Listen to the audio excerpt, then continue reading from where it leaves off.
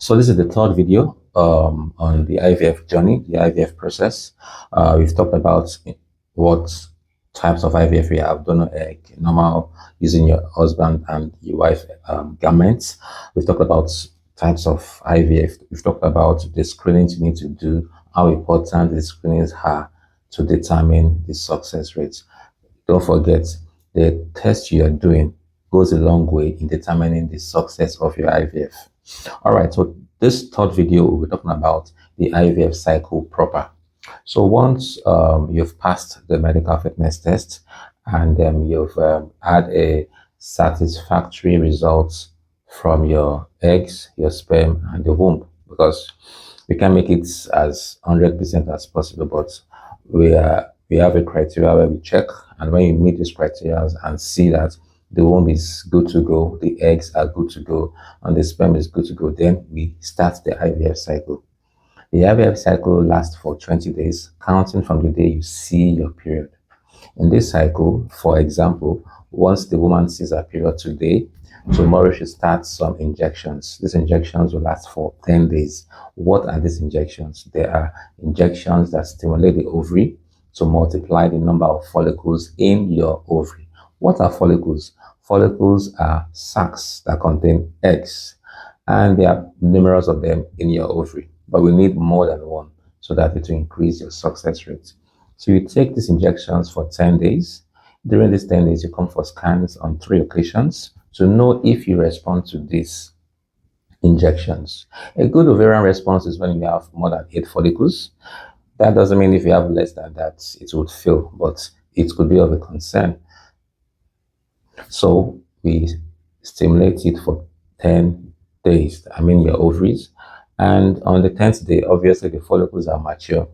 And on the 12th day, the follicles are sucked out. Please note this: follicle and egg are 2 different things. Follicle is a sac that contains the egg. So for example, this bottle, everything here is a follicle, and inside we have the fluid and a tiny egg. So we suck out, we drain it out.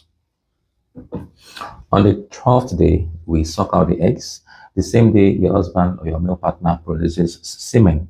We wash the semen and activate it, pick out the best sperm cells, and we inject it into the eggs we get from you. Before you leave the clinic, ensure you get the number of eggs that was gotten from your ovary. Talking about eggs, people make a mistake of egg, follicle, matured eggs. Before you leave the clinic, ask your scientist how many matured eggs were collected, because it is these matured eggs that will get injected with the sperm to form an embryo. After 24 hours, the embryos are formed. The embryos are the future babies. The number of babies formed depends on the number of eggs I get from your ovary, and also the ability of the sperm to convert these eggs to babies. So for example, I get 10 eggs from you and they're all injected with your husband's sperm. The following day, we could get 10 babies or 5 babies or even 1 baby. The number of babies formed depends on the number of eggs I get and the ability of the sperm. So once you get a numerous number of eggs and they tell you that at the end of the day, you have few eggs, few babies formed, it means the sperm didn't do a good job, or sometimes it won't be the egg, but most times it's the sperm that didn't do a good job. And this is important for you to know, because you might be surprised that they got 15 eggs. How come I have just 2? What happened?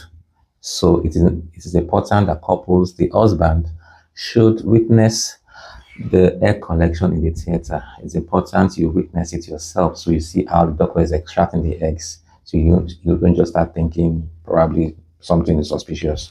So it's important for husbands, men, support your women, be in the theater, scrub with us, and enjoy a nice time witnessing the egg collection.